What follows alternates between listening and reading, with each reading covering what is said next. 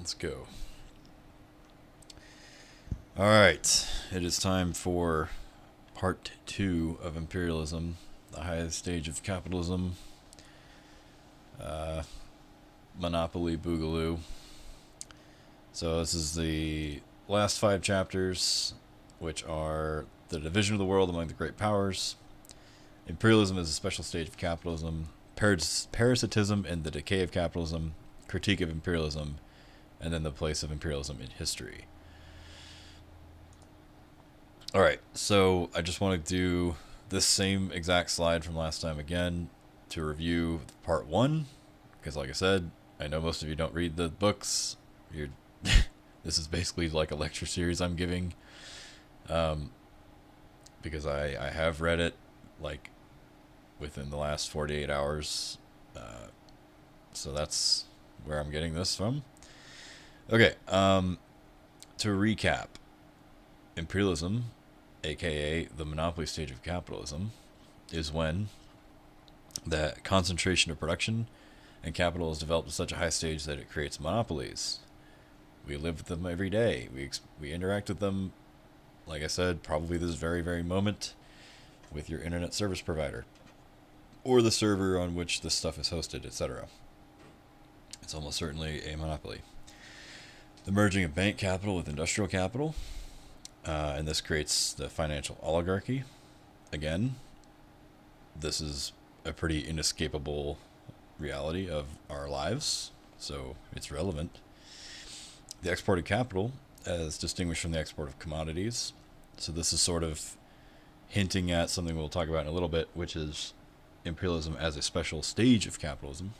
In fact, this quote is actually from, what chapter number was that? 7, chapter 7. But yeah, we see that instead of exporting commodities, just basically selling shit overseas for profit, instead they're exporting capital as in the form of like loans or building industry and growing capitalism in other countries and extracting monopoly rents from those countries in the form of super profits and all that fun stuff. Number 4 are international monopolist capitalist associations, and they all split the world up amongst themselves. So again, monopolies are usually regionally restricted because you have a bunch of monopolies, or maybe like an oligopoly if you want to get really granular, that essentially all form cartels or trusts with one another to agree to essentially non-competition, because competition drives profits down. Can't have that. And then finally, the territorial division of the whole world amongst the biggest capitalist powers, which we'll get to in a second. So yeah, these are the big characteristics that we're looking at that define the 20th century and our current time as well. This is mostly holds true. Alright, so division of the world among the great powers. So, Lenin notes that for the first time, the world is completely divided up, so that in the future only redivision is possible, i.e. territories can only pass from one owner to another, instead of passing as ownerless territory to an owner. And then, moreover, the more capitalism has developed, the more strongly the shortage of raw materials is felt, the more intense the competition and the hunt for sources of raw materials throughout the whole world, the more desperate to struggle for the acquisition of colonies. So what Lenin is setting up here is that the great powers of the world, these imperialist countries, have carved up all the available land on the planet amongst themselves. And this process was going on basically in the late 19th century. And what he's basically getting at is that there's no more ownerless territory left. At this time, approximately, there are very, very few countries on Earth who have not been exposed to capitalism in some form or another, where some external or, I guess, domestic entity stakes off huge amounts of land as private property, do not pass. He's basically saying, nope, this process is already complete. Everyone's got some, but the second part is hinting that, and also obviously in the first, only redivision is possible, right? So think of it as if there's one big pie, and everyone starts out with some arbitrarily sized slice. The whole pie is distributed, but some people want bigger slices of pie. In fact, most of them want bigger slices of pie, and the only way to do that would be to take pie from someone else who already has some. So just because the world is divided up does not mean there will be less conflict, as Kautsky suggests, but indeed there will be way, way more and way, way more violent conflict, as we all know that to be the case, unfortunately.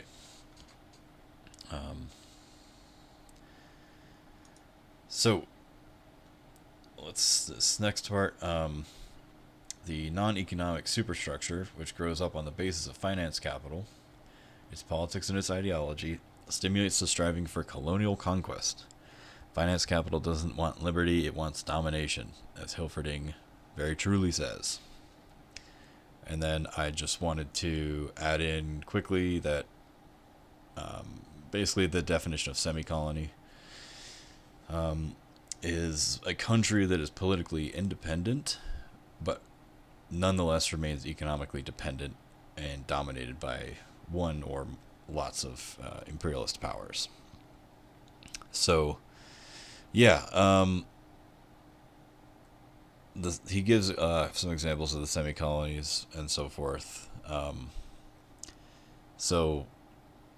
we do see this a lot where even though there might be like an anti-colonial struggle, which is ultimately better for the people, I'd say, than just like straight up colonial occupation, they do remain economically tied to their former oppressors nonetheless, because of the huge capital investment in that country. And they also just, due to these monopolist associations, have the means of enforcing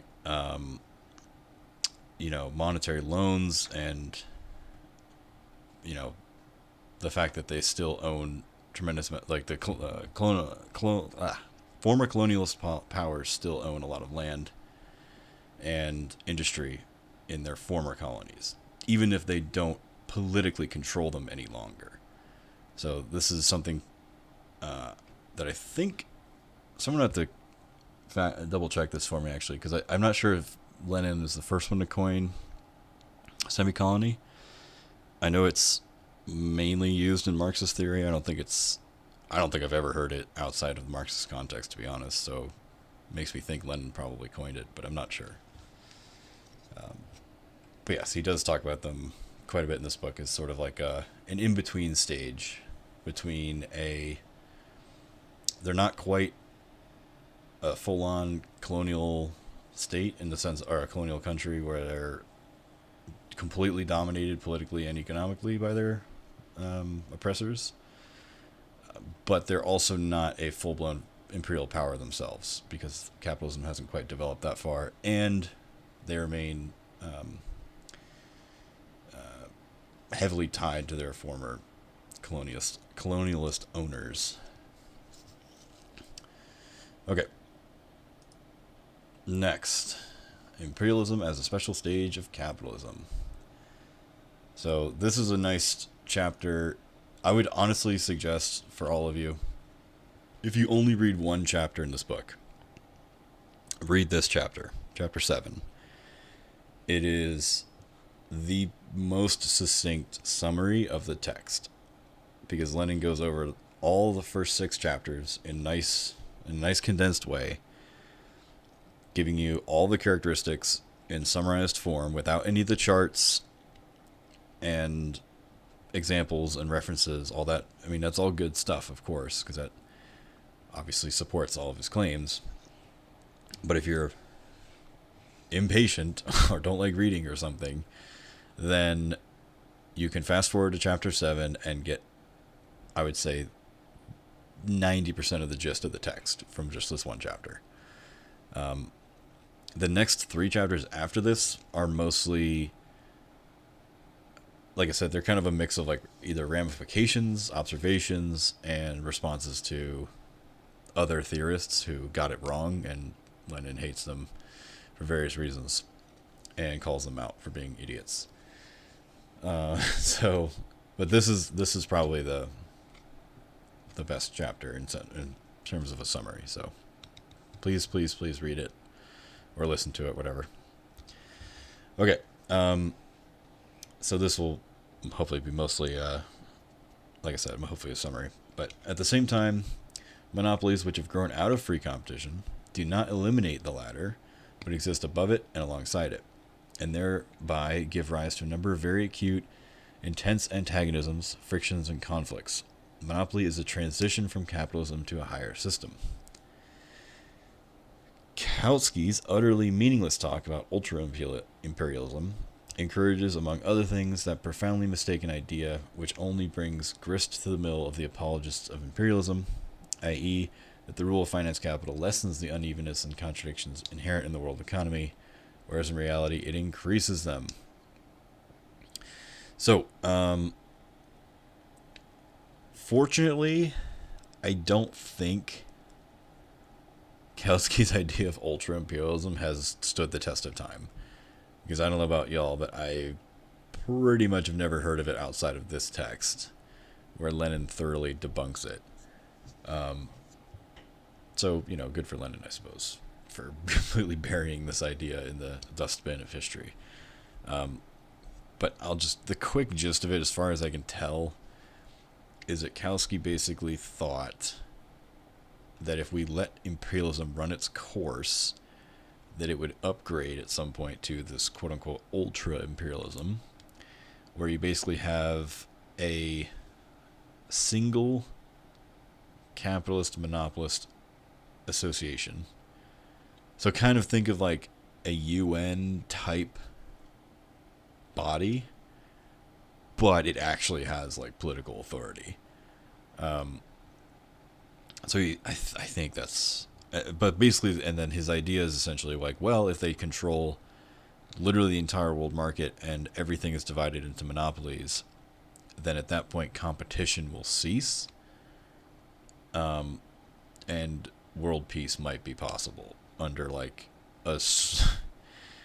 where, or it's a type of world peace, I guess, where war stops, There is a but good we're reason all, why nobody knows about this theory, and I think like it's a waste of time for Lenin to actually debunk it. Like it it's sounds really weird because I think even Kautsky himself still doesn't say that there wouldn't be ruthless exploitation. Like if the entire world was ruled by a giga monopoly, it's like, well, yeah, I mean, everyone's still getting exploited out the ass. So like, what's the difference? yeah. What have you made exactly? Yeah, It's this monopoly, you know? yeah, it's like everyone's working for the same company essentially, or like cartel of companies that rules the entire world. And but his idea is like, well, because they rule the entire world, there's no one to go to war against. Therefore, peace. Yeah, exactly. It's like that is a Therefore, hell of a stretch. mm-hmm.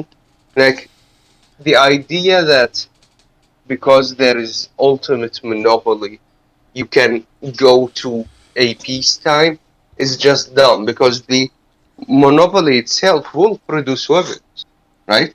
Needs to produce weapons. So the monopoly will fund uprising inside the singularity to sell them weapons and to sell the world government some weapons to kill the uprisers, basically.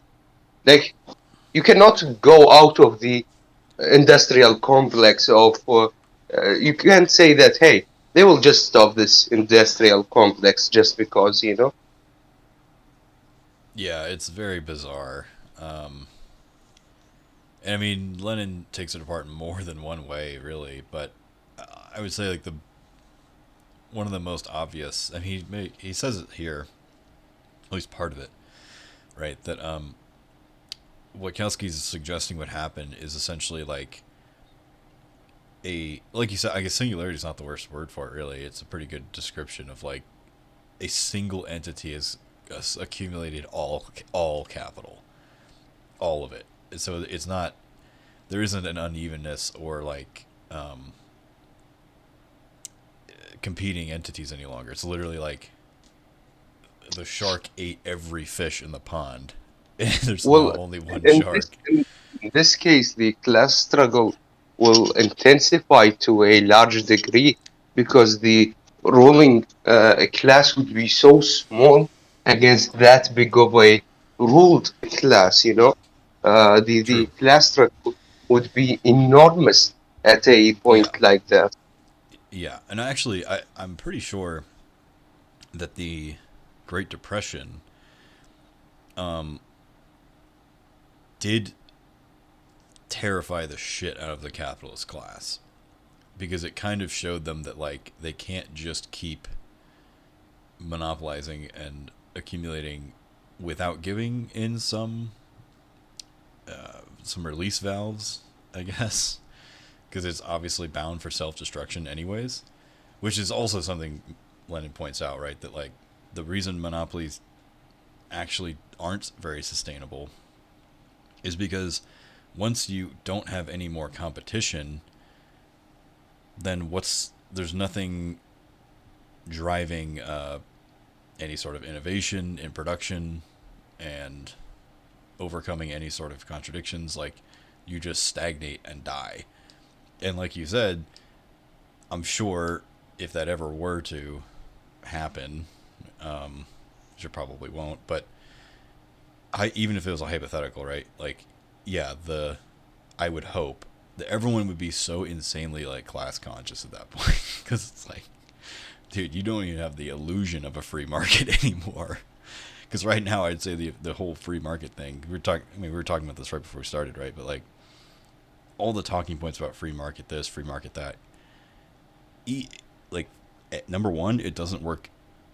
Even in their best case scenario, it doesn't work. It still leads to monopoly. It still exploits people, etc. Number two, we haven't had a free market in like hundreds of years.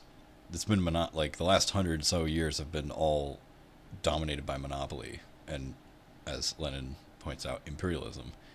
So this like fantasy of returning to the days of free market competition is so insane.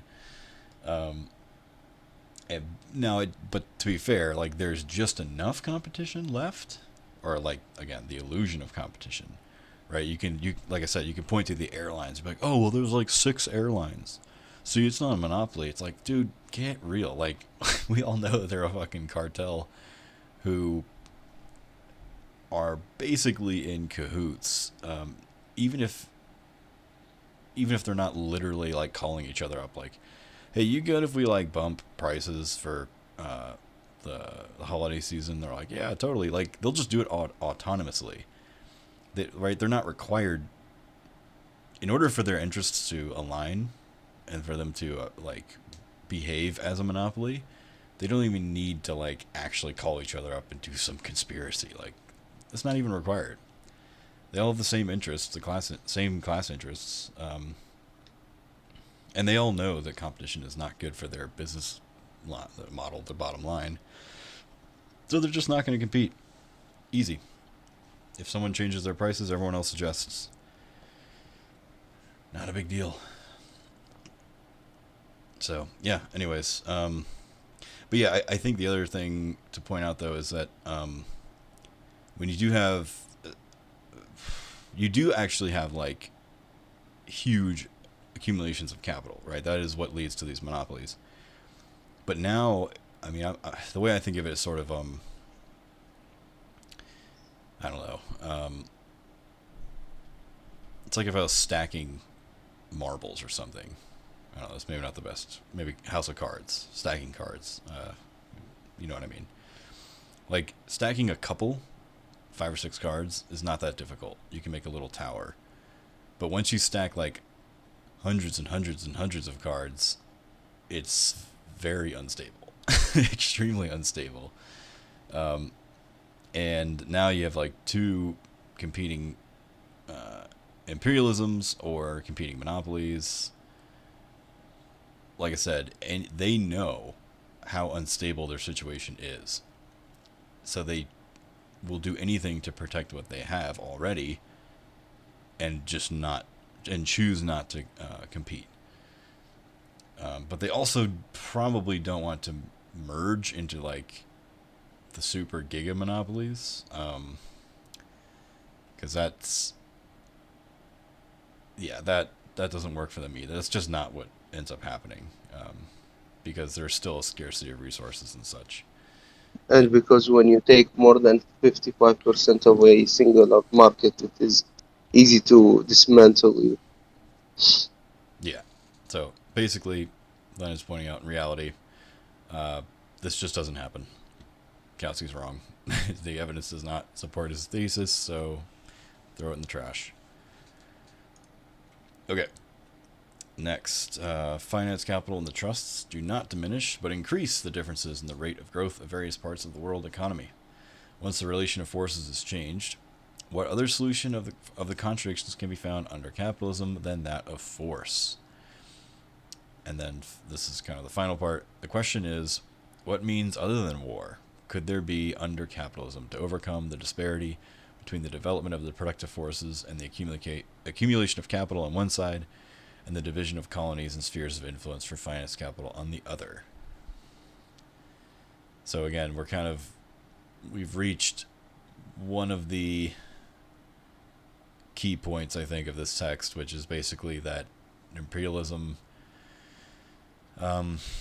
reveals these contradictions, and he's basically saying, well, the only way these are going to resolve themselves is through war, because that's all that capitalism has got. Because to resolve the contradictions in a way that makes sense, that would have to be socialism, and that can't be allowed. So war has to be the other way. But yeah, and I guess this is a good point too, right? That the finance capital and the trusts causing these different rates of growth in different sections of the economy, which is also what causes a lot of economic crashes, by the way. Yeah. So like we And keep we in hear mind, about bubbles and such that burst every once in a while. Like that's one example of it. yeah, and keep in mind, like war here doesn't mean by necessity the gun and artillery war. It can be like economic war or something like that, or cultural quote unquote war. Something really unimportant they use to push the status quo a little bit forward past their contradiction. Mm-hmm. Yeah. And I mean, I think I'm actually curious if anyone has any thoughts on this, because I was trying to really figure out exactly what this contradiction he's talking about is. He calls it disparity, but because I think what he means is that, so for division of colonies and spheres of influence for finance capital, I mean, to me that has to do, I think, with exporting capital, but also just, I mean, that is like what a lot of the war and is for, is to just straight up take colonies by force, or to wrest certain countries into your sphere of influence as opposed from your neighbors or whatever. So, But can I give you an example of that? sure. We all know that American and Israeli isn't really influence are tied together, while France basically controls Lebanon at this point as an indirect colony. What I would say a contradiction was that there is a gas. What do you call it? A gas, like enough gas under the shores of Lebanon that are filled, of course, with gas. That France wanted Lebanon to get out. while America wanted Israel to control this gas so they can start bombing it to themselves and to their allies. And here, this is a contradiction. And the result was a kind of political and economic war between the two on the extraction of gas in this area, even though they are considered an allies. I think I get your point, but I don't know if that fits the description given, right? Because this is saying that like developing your productive forces and accumulating capital is one side of the coin. So to me, that means like, okay, you accumulate capital and I guess you reinvest it in production, in developing your productive forces. So you're like developing better technology, Well, I think like you're talking whatever. about the first stages of monopoly. We are on late stage monopoly.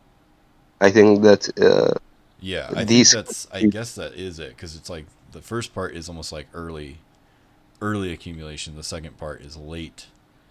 Mhm. Not.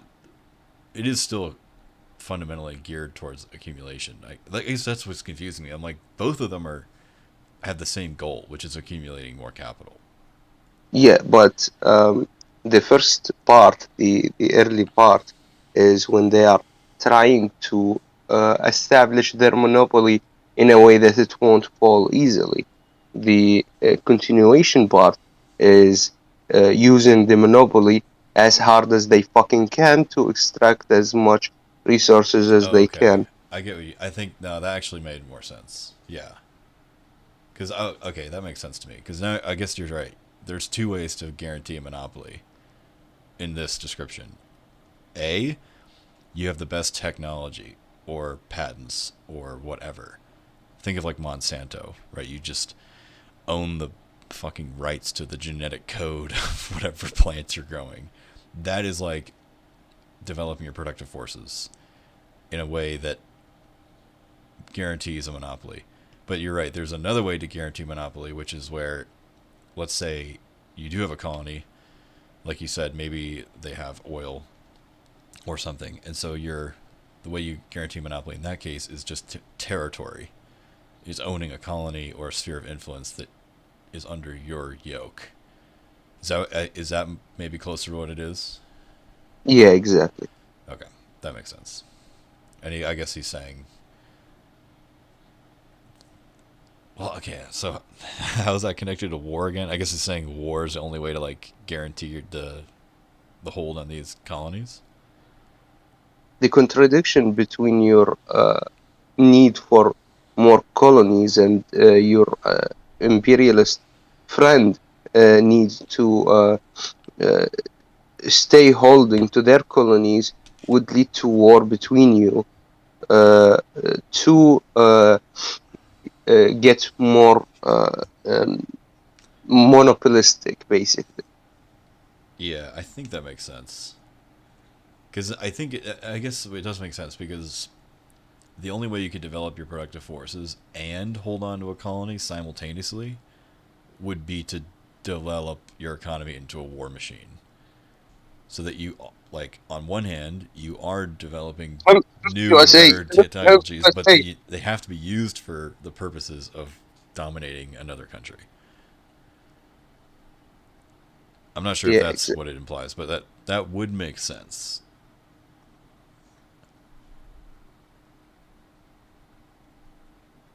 I think that is what it implies. Yeah. And of course, it doesn't need to be like, hey, this is a colony, let's fight upon it. There might be like a free state that is economically free from any uh, imperialist t- um, uh, monopolization that you can wage a war on to monopolize it. Yeah. Okay, I'm glad we walked through that because I knew it was important, but I was sort of like, hmm. I think it's tough because he wrote this at the very end of the chapter and it didn't actually break it down any further. So I was like, oh, okay. But yeah, I think that's. I think I understand it better now. All right, next chapter: Parasitism and the Decay of Capitalism.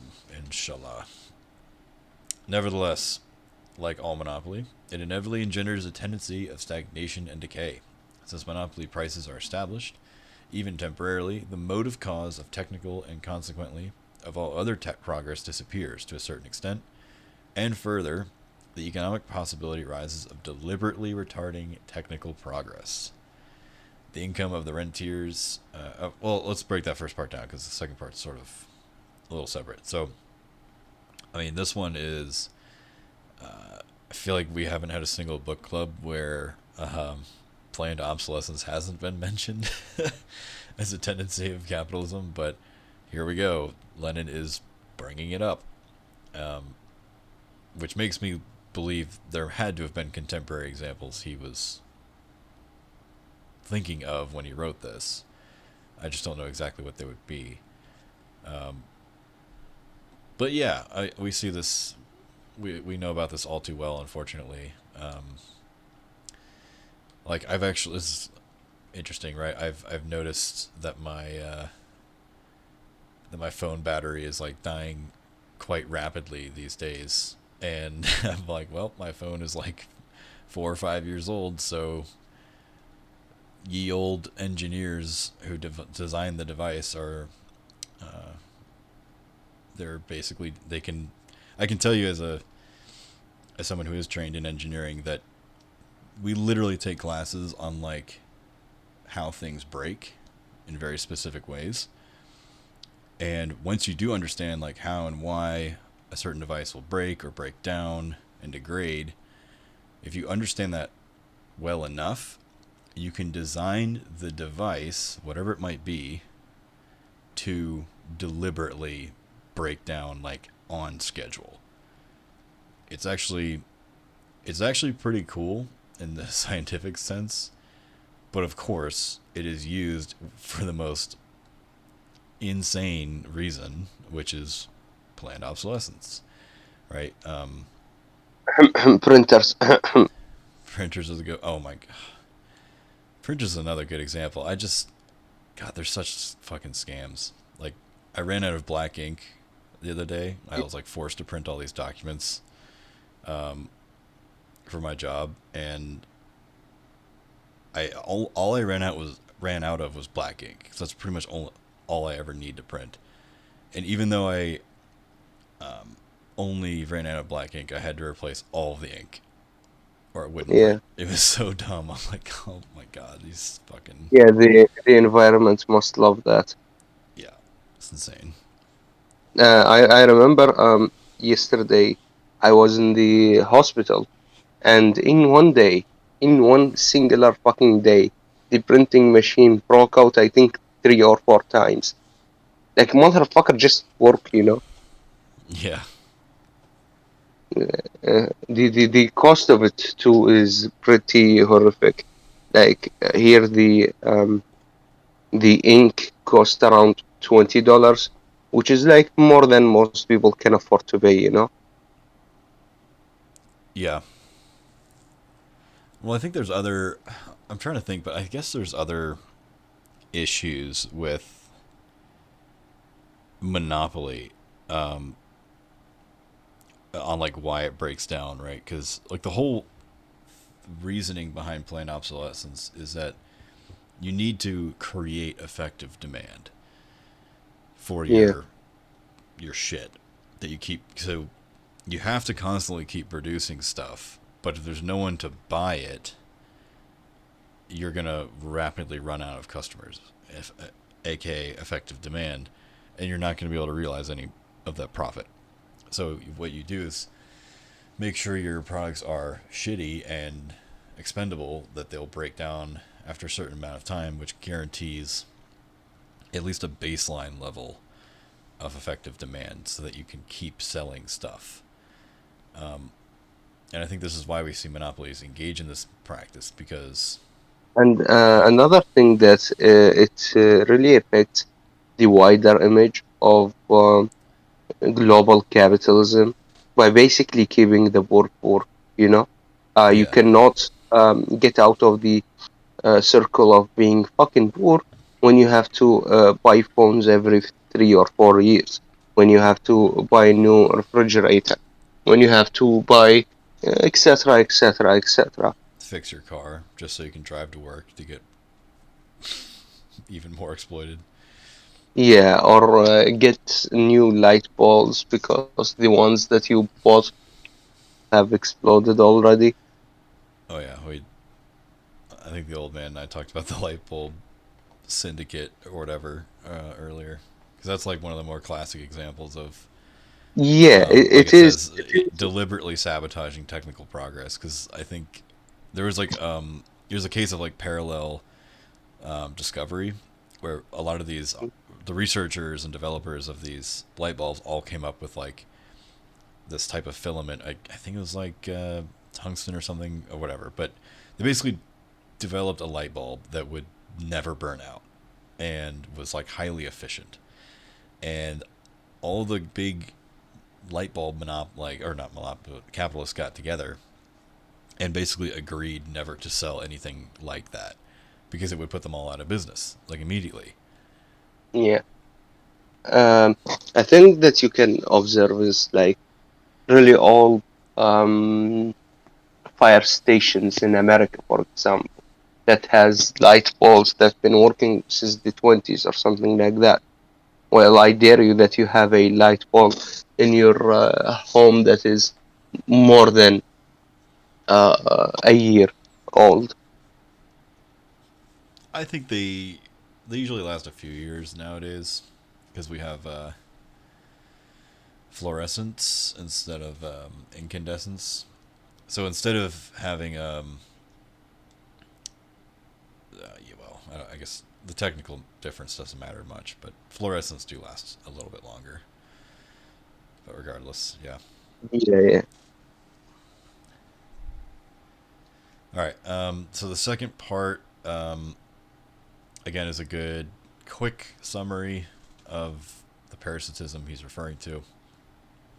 So he says the income of the rentiers. So these are like the rentier finance finance capitalists and the rentier countries is 5 times greater than the income obtained from the foreign trade of the biggest trading country in the world.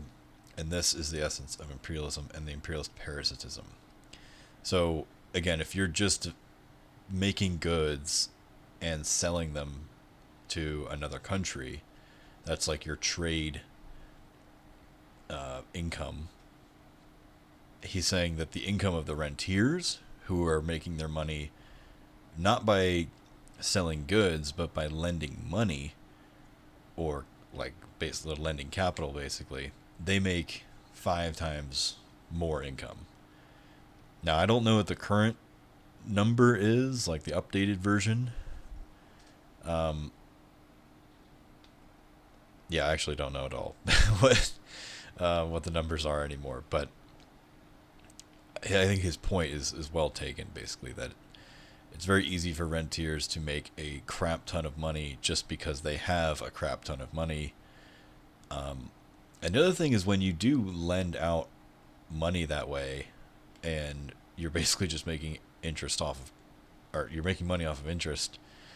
Um, you don't even have to invest that much into production or paying, like your labor costs are pretty low, right? So you're just giving money out with the expectation of it being paid back with interest, obviously. That's the money you're making back. But like that has almost no overhead. Um, and hell, if they don't pay it back, you have whatever country you're in probably has a huge military. They can go and fucking kill them, and you can get that money back without having to pay for that either. Because I think it's not too shocking to say that most of these massive, gargantuan financial institutions don't really pay that much in taxes either. Yeah. And one of the most important things about loaning with the interest that is at multiple points in its development, you would see them going and loaning to people who cannot repay their loans just because they know that they will purchase property, so you can take the property without actually paying for it. Yeah. Yeah. Well, then there's also the fun parts of, like student loans. Obviously, is an example in the U.S. that's insanely predatory. Um, because hey, it's an easy way to make money. Is just lock people into debt that's going to be difficult to pay off. Um, but yeah, I wouldn't. That's obviously not imperialism per se, but just another example of, yeah, usury. I mean, this is where the whole like usury is a sin is very good and true.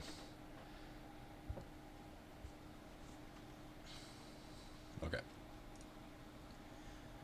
Last point on parasitism. Parasitism. Further, imperialism is an immense accumulation of money capital in a few countries, amounting, as we've seen, to 100 billion to 50 billion francs in securities.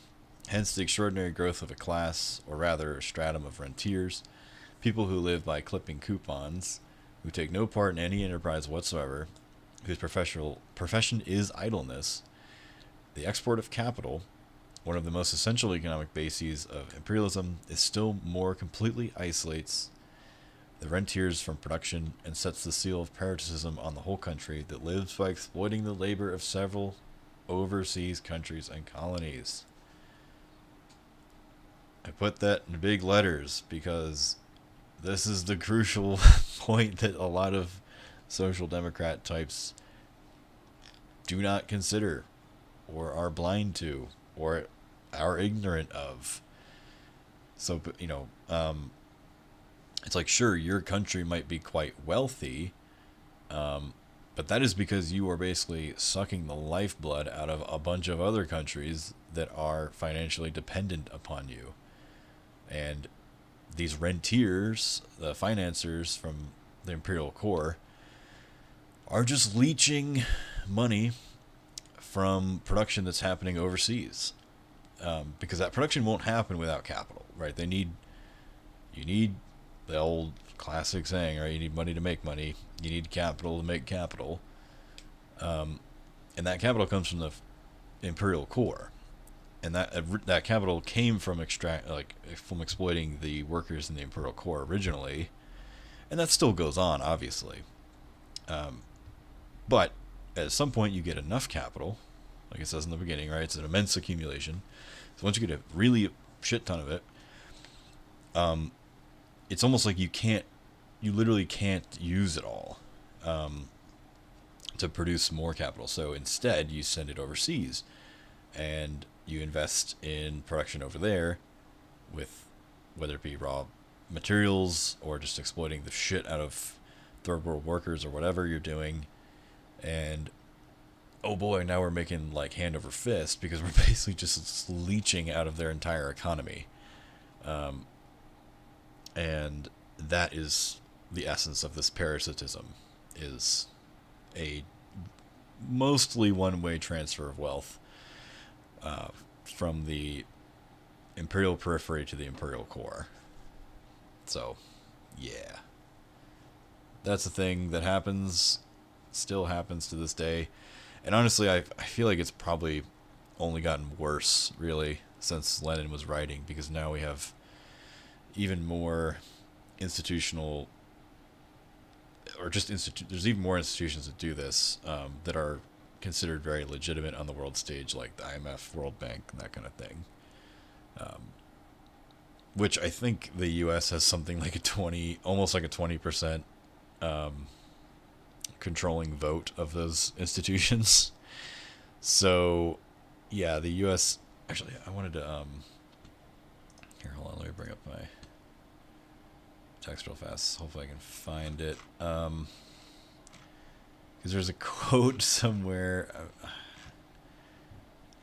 where he mentions something like that, like America only. I just thought it was funny because I think he says something like, "Oh, America only extracts from her colonies" or something like that, and I'm like, okay, someone fucking cue Roundabout, the intro to Roundabout, because like that shit changed dramatically since Lenin wrote this. Oh yeah, here we go. Okay, the United States is a creditor only of the American countries.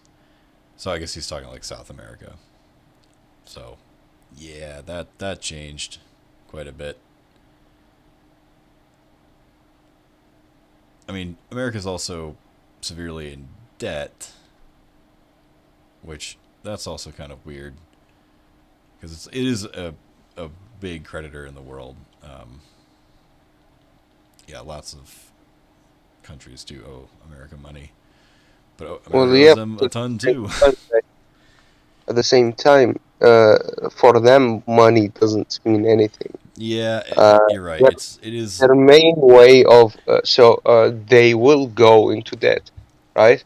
Well, I For was gonna say, I the think a lot of that has changed, especially since the gold standard was abandoned, and now Mm, in the modern era we have fiat currency.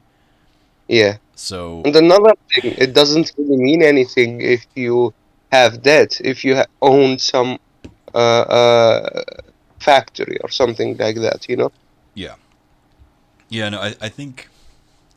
I mean, the analysis has to be a little bit different nowadays, of course, because at least the way I understand fiat currency, like the monetary theory behind it is, and it is very much in line with this imperialism, right? Because the U.S. dollar is basically the quote unquote like world currency purely because America has like the biggest military.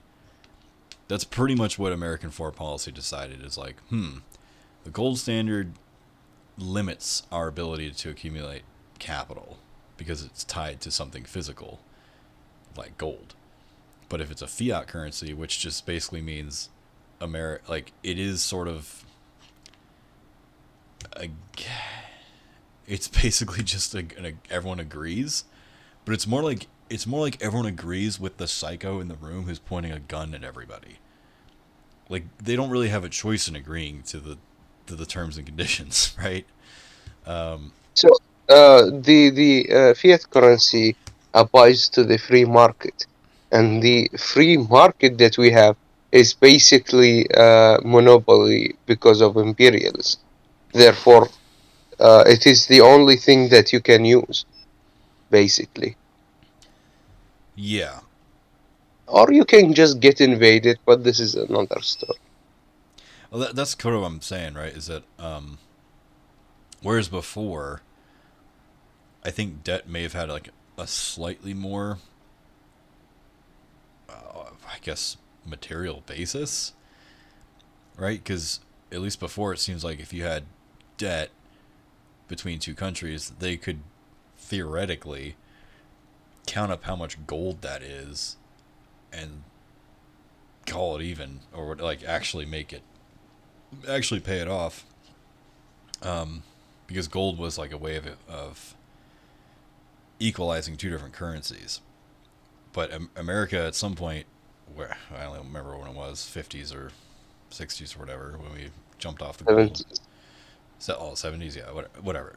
Basically, when they decided that, they were like, nope, we don't want gold to be the standard for the world currency. We want the U.S. dollar to be the fucking standard for world currency. That way, everyone's reliant on us. And the only reason I think America was able to get away with that is because they could just destroy any other country that disagreed with them. That's what being a unipolar hegemon affords you. But now we're kind of getting to the point where the dollar isn't as powerful as it once was. Like the yuan, is it yuans? I think for China, right? They're becoming more relevant, especially as China lends money. I know the euro. since the European Union and all that. That's its own, another obviously widely used currency. So, yeah. I mean, the gamble, I guess, sort of worked out for America for a little bit, but it's not a permanent solution. You can't just point nukes at everyone and expect everyone to get along. Okay. Critiques of imperialism. Time to shit on Kautsky some more. Alright.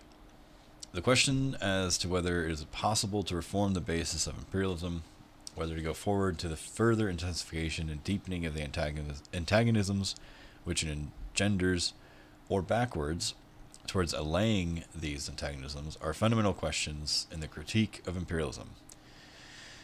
So he's setting, that's sort of like the thesis for the chapter, right? He's just setting up what he intends on talking about, basically how we don't like imperialism, but what are we supposed to do about it? Okay, now he does quote Hilferding here. So he says, the reply of the proletariat to the economic policy of finance capital, i.e. imperialism, cannot be free trade, but socialism. The aim of proletarian policy cannot today be the ideal of restoring free competition, which has now become a reactionary ideal, but the complete elimination of competition by the abolition of capitalism. So, I think Lenin pretty much agrees with Hilferding here, right? This is basically the correct stance. So, again, like the petty bourgeois line of like, oh, if only we can go back to free trade, he says here, or like free market or whatever, is not only fantastical, but it's just straight up reactionary. Because that's what led to monopoly in the first place. So the proletarian position, of course, is, how about no capitalism? That would be nice. Okay. No matter what the good intentions of the English parsons or of sentimental Kautsky may have been, the only objective, i.e. real social significance of Kautsky's, quote, theory, is this. It is a most reactionary method of consoling the masses with hopes of permanent peace being possible under capitalism, by distracting their attention from the sharp antagonisms and acute problems of the present times, and illusory prospects of an imaginary ultra-imperialism, directing it towards the future. Deception of the masses, that is all there is in Kautsky's, quote, Marxist theory. So yeah, this is kind of Lenin's ultimate conclusion about Kautsky's ultra-imperialism stuff.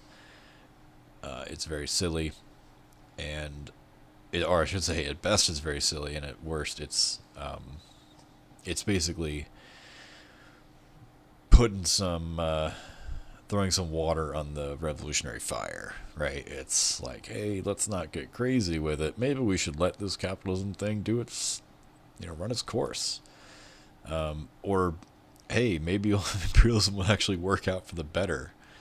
I mean, obviously with hindsight, because we all know about the 2 world wars that were a result of imperialism, Kautsky was insanely incorrect. So, yeah. Like I said, I think fortunately ultra-imperialism is no longer a thing. So this is almost more of like, again, in the dustbin of history a little bit, but interesting to look at nonetheless, I think. Or at least, I should say, interesting and fun to read Lenin's dismantling of the argument. Okay. Since the specific political features of imperialism are reaction everywhere and increased national oppression due to the oppression of the financial oligarchy and the elimination of free competition, a petty bourgeois democratic opposition to imperialism arose at the beginning of the 20th century in nearly all imperialist countries, which is really reactionary in its economic basis. Kind of just repeating the same thing, I guess, but basically, right, he's saying that the petty bourgeois were also not very happy with imperialism, right? They did start bickering, and they weren't happy about it because they were getting absolutely crushed by these monopolies. but their solution was just reactionary, so it's fundamentally useless. And that's where I kind of just put in a quick note here, right? We see this nowadays with your generic libertarian right-wing psycho who just, it's like this fantasy of like, oh, when capitalism was real, when real competition was the law of the land, and You I can mean, call them your there's fascist neighbor. yeah, and there's even libertarians who actually do call themselves anti-imperialists, but they're just straight up reactionaries, right? They're like, oh, I want the small business to succeed, fuck the big corporations and stuff. It's like, dude, it's the same shit. It's just a different scale, and your small businesses have no fucking chance. No amount of regulation is gonna rein that in, bud. Sorry.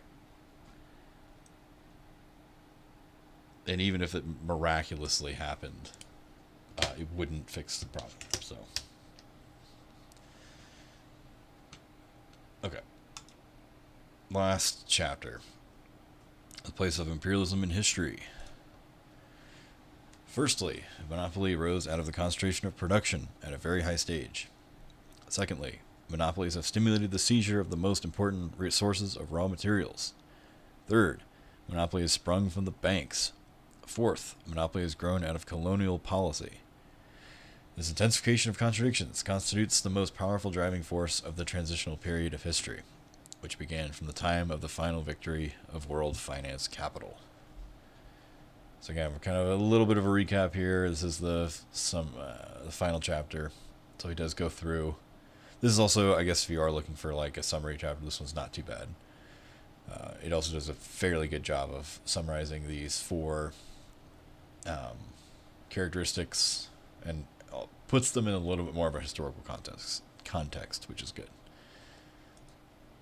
And then, yeah, that's mostly what I have.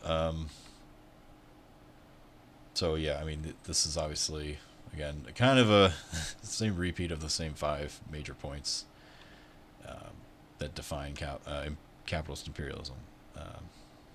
So, I don't know, I just put some random questions here from a website in case anyone is curious or has these same questions and we want to talk about them.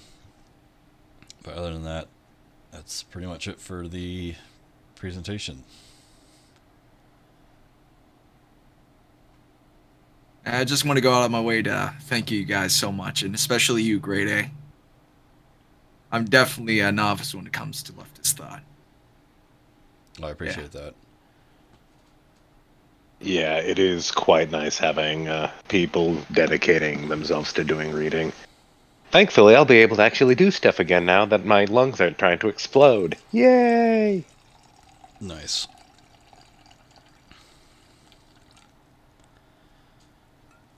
I would personally go out of my way and say yay to your lungs not trying to explode. And thank you, Grade A, for, being a good boy. That's right. I should probably get back and trying to read Das Kapital. Good well, since I touched it. Are you really sure about that? If you want. Yeah. I'm probably gonna be raging against the Virginia because my iframes are shit. Yeah, And land of the lesson we talked about that. I would just say I think for something like Capital, which I have not read the entirety of myself. I've read about a third of it. Yeah, I've gotten through a bit of Das Kapital myself. Yeah. I couldn't get through Honestly, all. I'll be honest, like rereading a lot of these texts, and then giving like a little more in-depth presentations on them, is helping me get like a much more rock solid. And again, it's the process of like internalization, right? This is like It's like that classic adage of like, the best way to learn something is to teach it. It's very true, because you really have to read the text very carefully, and try and like, because this is my first time going through imperialism. I think every other text we've read so far, I have read previously. This is the first one I've gone in pretty blind. Even though I'm fairly familiar with the content just through like other channels, podcasts, etc. Well, yeah, it's imperialism. Like, is one of the most important literature books in the whole leftist sphere because of the importance that it have, especially for like the third world countries. You cannot find a leftist third orders without them actually trying as hard as possible to imply the theory of uh, imperialism, the high stage of capitalism, Yeah. into their interactions with the Westerners. It also really made clear to me why Leninism is a separate, or is distinct from Marxism, right? I mean, the methodology is unmistakably Marxist, of course. But, I mean, Lenin is analyzing a very, very different set of conditions than Marx was working with, even though they're only about 50 years Yeah. apart. Well, yeah, the imperialist war, the First World War, has already, I think, occurred before the uh, publishing of imperialism. Yeah, I think he wrote So it during the First World War. It exactly. So was. I think it was 1917 something. It was not. It's 15 or 16. yeah, Before during the October Revolution. yeah, during the war that was basically imperialism intensified. Right. You know, because we know that the war isn't about a guy that was shot. You know, it's about Yeah. the reorganization of the colonial era colonies. You know, Yeah. uh, It is really funny to think back to Mhm. like whatever history class it was where we do go over World War One. And mhm. you're right. That's all we're taught is like, oh, this Archduke guy got shot, and then everyone started murdering each other in droves. And I remember literally everyone in the class was like, that literally doesn't make any sense. Like, Yeah. what the hell? That's an insane reason to go to war. Like, what are you talking Yeah. about? And That shit sure goes enough, from I mean, because of course in fucking public school they're not going to teach you any of this context that like led up to the war. Like, you also have all kinds of stuff about like international arms sales that was happening at the time, Mhm. and there's a huge disconnect. Like, they don't even bother drawing the parallels between like the imperialism, because I do remember learning about imperialism in like Yeah. under like the liberal definition, which is just basically colonialism. Yeah. They don't go into the details, but they also never draw a thread from imperialism to World War One. They just say, oh, imperialism happened, and then everyone just started murdering each other out of for no reason, no particular. It's exactly like from the fucking dialectical materialism and historical materialism reading, Yeah. where While he actually, says like, when oh, you look the at previous, like the liberal version of history is basically a random amalgamation of random events. Their explanation is just shit just happens arbitrarily. It's like, no, yeah. dude, it doesn't make any sense. While a lot of leftists, the people who didn't have like coherent understanding um, of the whole situation, but they had coherent understanding over imperialism. They thought that, oh my God, the Archduke must have been killed on the orders of the what do you call him? The Emperor of Austria-Hungary, just to start the war. You know, like I think just to an start. anarchist killed him, though, right? Hmm? I thought an anarchist killed him. It's a organization that wanted to basically make political change through assassinations.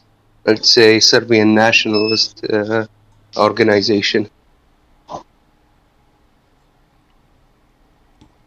But yeah, I think he was an anarchist, the person who killed him. I'm not really sure about that though. It doesn't matter that much, anyways. Yeah, yeah. When you get shot in the head, it doesn't matter who shot you, you know?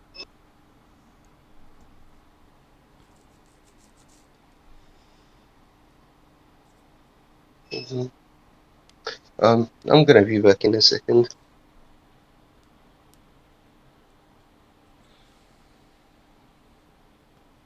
Yeah, about the whole planned obsolescence thing. I wanted to add a couple more examples, like computer mice, batteries. He's like, what happened with batteries? Like so fucking bad. You know, like I want to change the battery on my mouse because the battery died. And then, not like 3 days after or something, the battery just gives up. Yeah. Or the right mouse button just does not want to work. I mean, I did just buy a new one, and while we were talking, so. I mean, even if it's not, like, I don't know if that's exactly a case of planned obsolescence, but it could just be a case of, like, they're Bad luck. designing a shitty product because it's cheaper. You know what I mean? Like, they're just using shitty materials, like, or less material. Like, again, I can tell you from, like, engineering classes, that's a thing that they'll teach you how to do as well, is, like, how to cut corners, not to save material costs and so on and so forth. Because they'll be like, well, you know, you can, if you reduce its performance by like, or it's like peak load or something by like 20%, like, that's not bad. Like, that's within the margin of safety. So, like, you know, but if it saves your cost by 25%, oh, like, that's great. So, yeah, you can do, you learn how to do that, and I'm sure once you get to the industry, they're like, yeah, do that.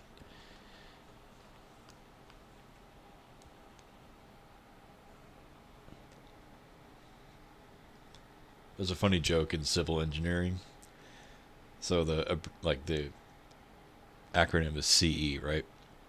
Mm-hmm. What they usually say, CE just stands for close enough.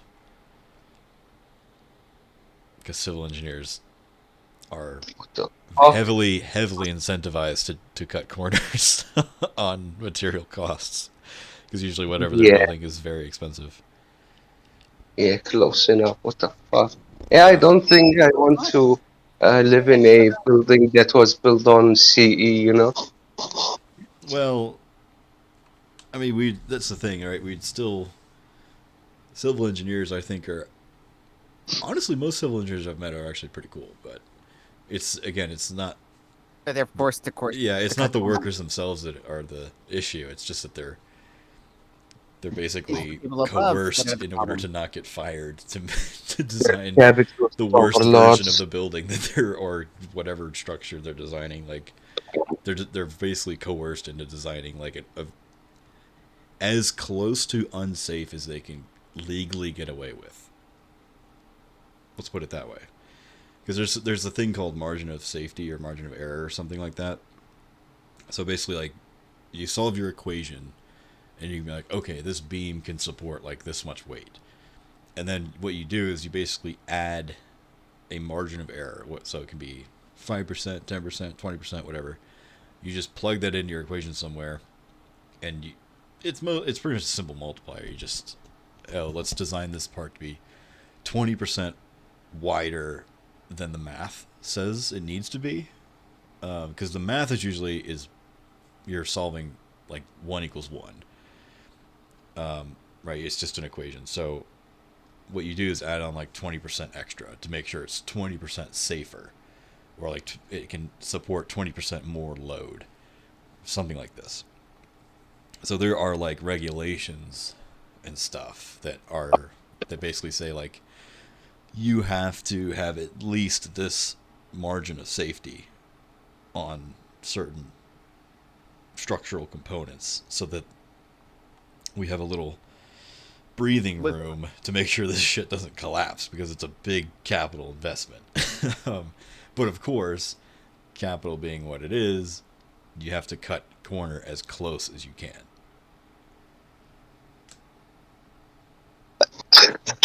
Galactic Imperial safety standards be like.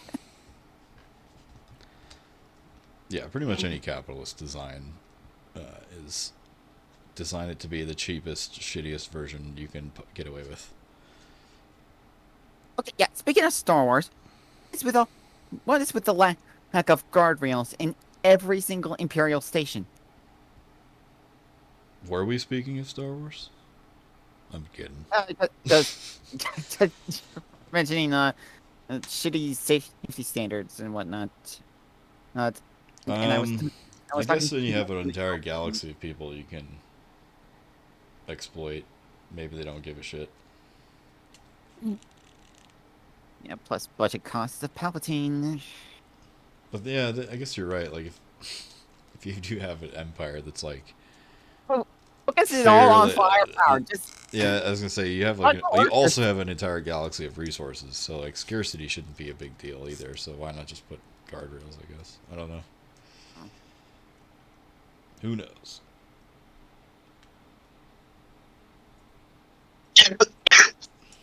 anyways, I'm probably gonna rage a bit more against Afflicted Regime because his hitboxes.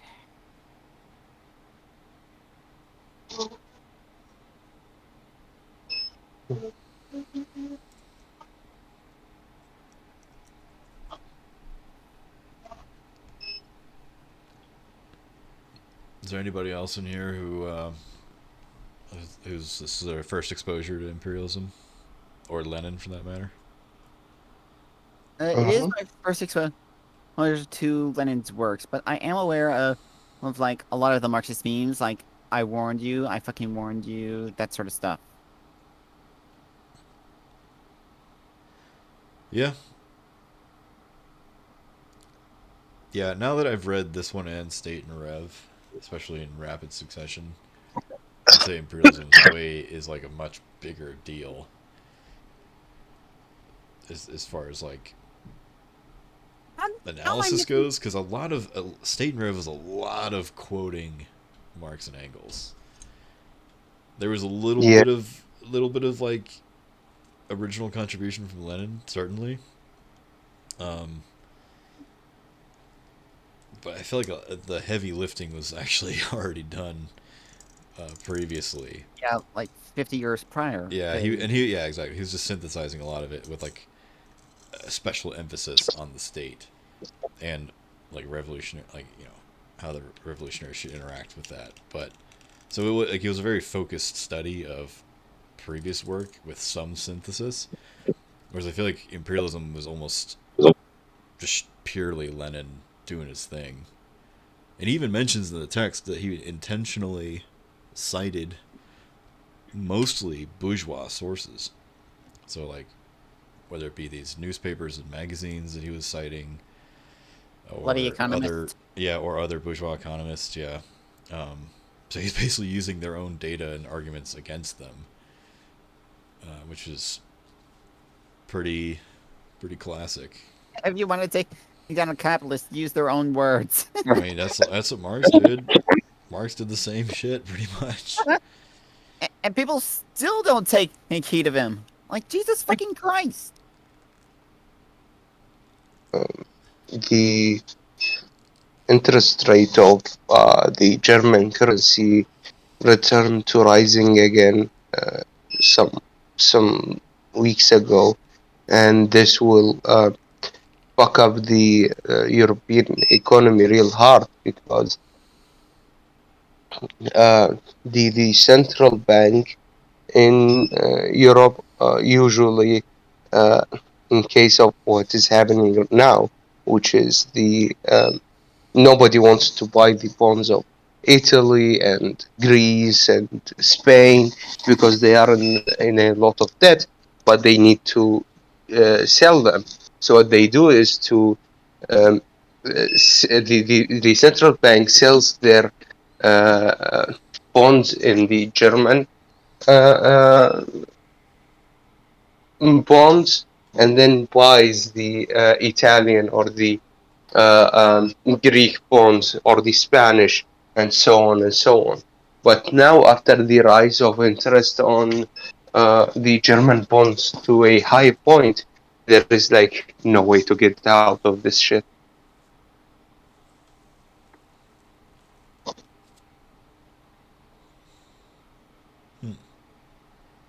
Uh,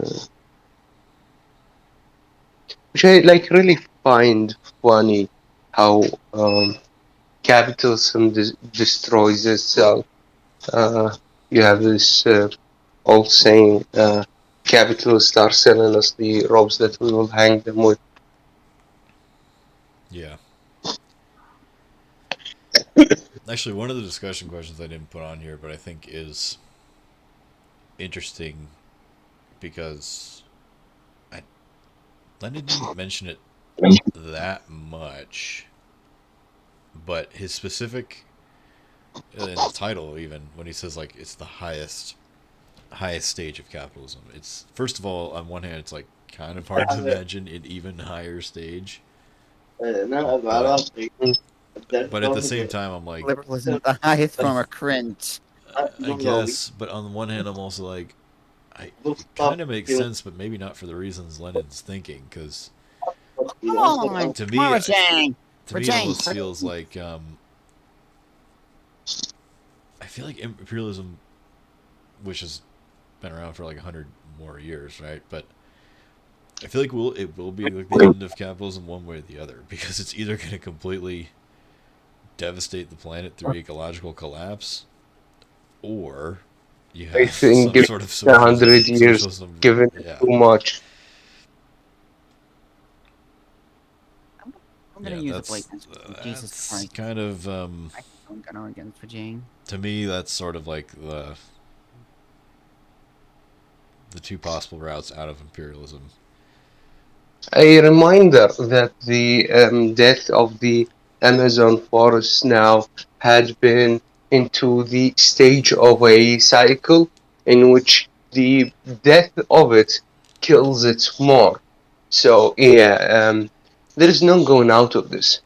You either gonna fucking fix it or gonna die.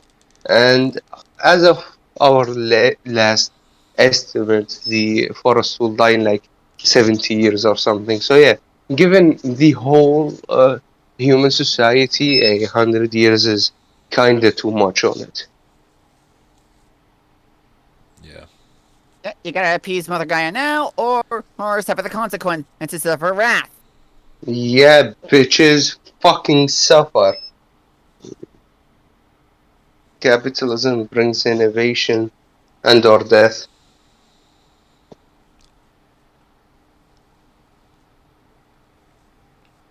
And Gaia is one pissed off bitch. What do you mean my planet is dying? But the emails. The planet is dying. This will be very bad for the economy. Hmm? Apparently, it's great for the economy. Oh, right, yeah. There's like the whole thing of disaster capitalism. That's a nifty little invention or development, I guess. Well, I don't believe that imperialism is the highest stage of capitalism. I believe that will be more higher stages of capitalism, but I think it is for sure the highest we've got, at least at the moment. Because I can, if you think about some like, especially like science fiction, where they do write about like a near future, relatively near future, where we have somehow managed to essentially colonize our solar system, which, and in that sense, I'm like, okay, yeah, that would open up. It would violate like one of the observations that Lenin made, which is the division of the world, right? I mean, that would still be a thing, I assume, but you'd have this whole new frontier of space that can Well, be I like don't think I don't think quote unquote colonized, even though they're not like killing anyone out there. You're just claiming territory and mining rights and shit like that. But like well to me, it's like I okay, don't so think just that that same thing would with be like the the internet. case. I didn't realize that was. It's like same thing with the internet though, right? The internet's actually a really good case study of where you have an entire new market just like appear in a very short amount of time. I know it's not physical, but it is digital. Um, but it's like look how fast monopolies developed. Hmm. It happens so fucking quickly, um, and yeah, I just okay. Even if, because I know this is what a lot of like again libertarian Elon Musk simps and morons like that will say. It's like, oh, if only we had asteroid mining and space stuff, we would save capitalism. It's like no, you wouldn't, because first of all, you would almost have like almost instantaneous monopolies in space, Hmm. right? There would only be a few companies that are even like capable that have the technology, and they could probably box everyone out of that market just purely based on like intellectual property rights, um, Yeah. or if not property rights, then like mining rights or something, mineral rights. So Hmm. you would have essentially like state guaranteed monopolies almost immediately, and so it's like yeah, it wouldn't fix anything. It would just be a continuation of the same exact pattern. You'll just have more garbage on Earth. Well, I think the higher stages of capitalism won't be a result of capitalism expanding to another world. I think it is the result of a capitalism collapsing on itself. I think, like in a um, um, apocalypse scenario, it's more likely that you would see more intensified capitalism to the point of having company armies back.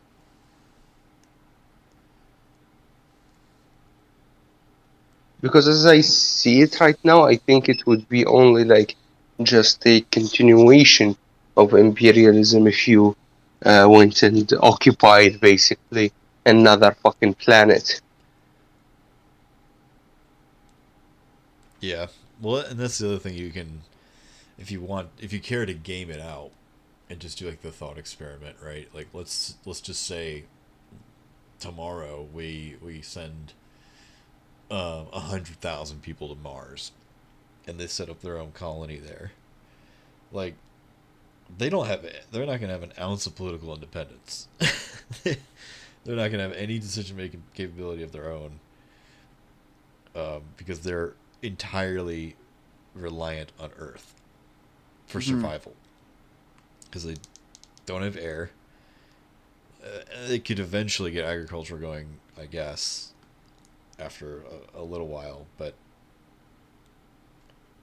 even modern like air scrubbers are not 100% efficient, so you still have to ship air in, or find a way to. I guess you could maybe manufacture air potentially. There might be a way to do Well, that, even if but they were politically independent, they won't be economically independent. yeah, I guess that's the best point, right? They'd be a semi-colony at best under Lenin's definition, even if they somehow had their Yeah, own government, which they would not. They would not be allowed yeah. to do that. But Just like how South American countries had their revolutions and had their socialism, but at the same point they had to trade with America because there is no trading partner with them. You know. yeah,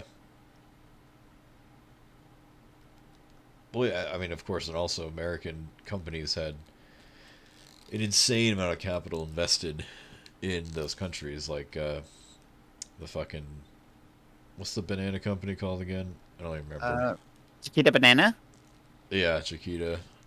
It's literally called Yeah. the Banana Republic, Yeah. Exactly. That's where it comes from. Yeah. which is like really funny to hear it. It's The either Banana Chiquita or a Republic. doll. Hmm? It's either Chiquita or a doll.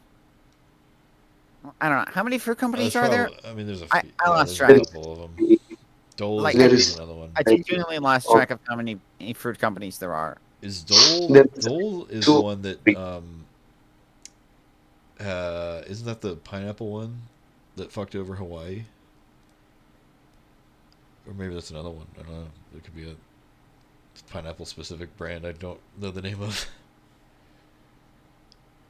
You guys fucked up a lot of places. Come on. I was gonna say I know that was one of the main reasons for colonizing Hawaii was the pineapples. Hmm. Yeah, motherfuckers. Fuck you guys. Mm-hmm.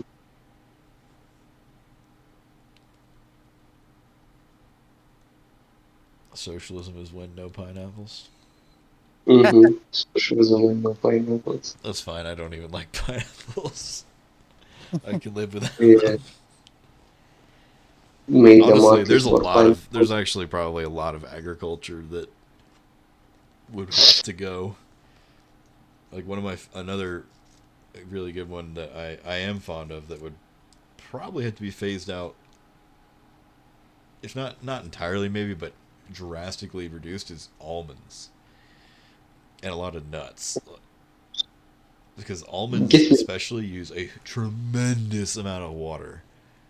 It's go this get me a fucking picture. I don't know what that is. an almond? Yeah, Okay. It's just a nut. a nut. Hold on. Hold on. Almond. These Aren't nuts. I think a lot of them are grown in California, but they have like a outsized impact on like water shortages because it uses so much water. So this is the thing, right? We There's can do yeah. enough agriculture without fucking up ourselves, but we just don't because it would cost a lot. Oh, Oh yeah, Rosie, I like. almonds are pretty expensive. Yeah, They ain't yeah, cheap. same with vegan cheese. I don't even know what goes into vegan cheese. That's probably just branding though. shit. Because like Most like the thing with brands are another just huge scam because you're basically just pretending like you have. So I mean, think about it, right? So like, think of I don't know. I'm trying to think of a brand because there's usually a knockoff of every brand, but like I don't know. Think of Oreos or something. Hmm. So And then you Oreos have is a rebellion. registered trademark, which means nobody else can use the actual word Oreo for that type of cookie. And so what that means is that Oreos, the company, has a monopoly Monopoly on the on wood. brand of that is Oreos. Now, of course, like the recipe or whatever is also like, um, whatever you call it, protected Trade secret. IP, basically. Yeah. Yeah. So yeah, like, but what the brand affords them is basically an effective monopoly because they're the only ones that can use the Oreo brand, which gives them an effective monopoly on that type of cookie. But it's an illusory. It's a monopoly that's built on an illusion because you could buy the off-brand. There's nothing stopping you from buying the off-brand one other than it's not called an Oreo. It's called something like sandwich cookie or something. So yeah, that's brands are just a massive fucking scam. I think I also heard somewhere that companies like Nabisco and others they get in contact with stores like Walmart or Target and they say, hey, we have this extra stock. Uh, uh, we don't want to call it Oreos. They're gonna taste like Oreo. They technically are Oreos, but we want to sell them under a different name. I can't remember if that's how it goes.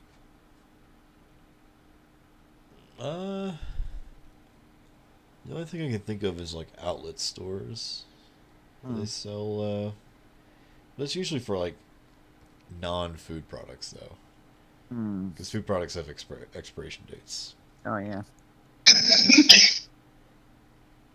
Although there's a really small little like general store type thingamajig where I used to live that Up in I the don't know how I don't know how Valley. they arranged this business model, but they basically had a deal with the local supermarkets where they would buy.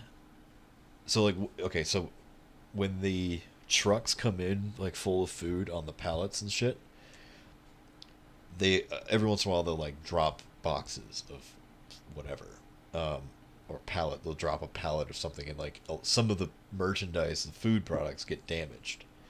Right, so this is where the cardboard, like imagine a cardboard box gets like bent, right? Like the let's say it's like a bunch of crackers inside. Like the crackers are fine, right? They're still edible. There's nothing wrong with them, but the cardboard box is all scuffed up and bent, which means the supermarket won't be able to sell it, or like they don't want to. So they sell it to this little piece of shit general store, and for like dirt cheap, like almost they probably buy it for almost nothing, and then they sell it at like just a slight discount below retail. But it kind of works out, like at least for snacks and like I don't know, random foodstuffs. It's like, oh, the packaging is slightly scuffed up, but it's exactly the fucking same, and it's like $2 to $3 cheaper. Yeah, and the thing that really gets me like that is, I mean, boxes are bad enough, but when it's cans and it's like, Oh yeah, they're like dented cans. You're like, who the fuck cares? like Yeah, if it's not ruptured, and if everything inside the can is still inside the can, like that's the whole point of using metal cans in the first place. Yeah. Yeah, no, absolutely. That's exactly how it works. Another good example that I only found out about like semi recently is like all the returns from Amazon. Like they don't put those back on this shelf. No, Everything just throw it people away. return gets sold to like resale companies as job lots, and then people just buy like pallets worth of Amazon returns. Yeah. Yeah, because don't they do it kind of like it's like the random loot crate model, where you just buy like I don't know, like 100-pound box of just junk, and you hope you get something cool in there. Yeah, it's like a pallet-sized deck of Pokemon cards, except it's Amazon returns, That's insane. basically. And the other thing, specifically with food, is the thing that gets me is all these companies will be like, oh no, we couldn't donate that because whatever bullshit reason. Meanwhile, there is literally a law on the books that straight up says if you give away food in good faith that it's safe, you're not going to be prosecuted. It's called the Good Samaritan Food Donation Law. So they literally have nothing to be afraid of. They're just being dicks. Yeah. Yeah. Ba-ba-ba-ba-ba.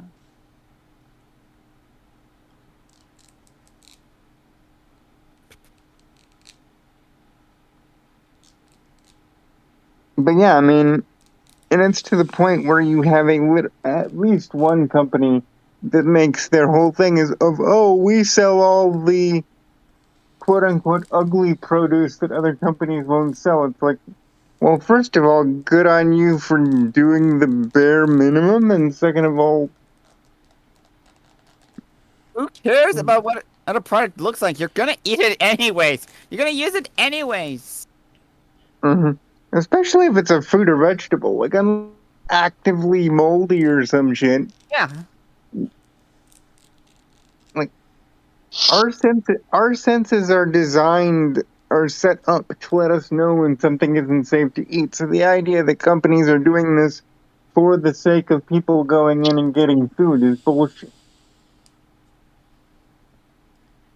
Yeah, I like how the best thing you can do under capitalism is to uh, have some philanthropy. You know, like it Mm, is the only thing you can do basically under capitalism. Urine. mm.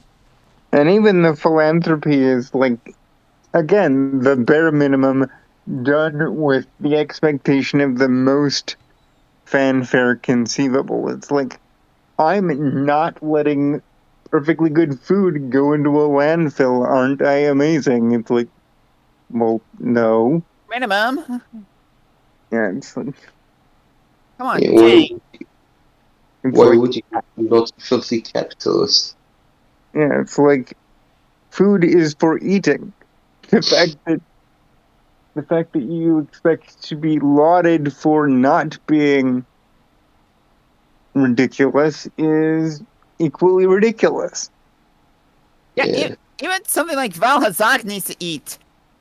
Mm, Even if it, even if Valhazak has a creepy as fuck mouth and primarily eats through its skin. motherfuckers be throwing cabbage. mm.